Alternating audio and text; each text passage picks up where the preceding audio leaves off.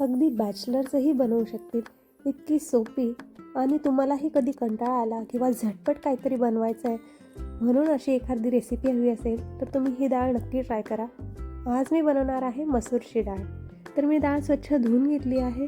त्यामध्ये कांदे, टमाटे आणि सगळे मसाले मी त्यात ॲड केले आहेत. नंतर पाणी गरजेनुसार ॲड करून त्याच्या 2 शिट्ट्या काढून घेतल्या आहेत. 2 शिट्ट्यांमध्ये डाळ एकदम परफेक्ट शिजते. ती डाळ शिजते तोपर्यंत मी बाजूला चपात्या करून घेतल्या आहेत. आता आपण तडका करायला घेऊया. जिरे छान तडतडायला लागल्यानंतर त्यामध्ये मी लसूण, 2 मिरच्या, कढीपत्ता, थोडं अद्रक किसून घेतलं आहे. नंतर थोडं हिंग आणि काश्मीरी लाल मिर्च पावडर ॲड केलं आहे. तो तडका रेडी झाल्यानंतर लगेचच मी डाळमध्ये ॲड केला आहे आणि झाली तुमची डाळ रेडी.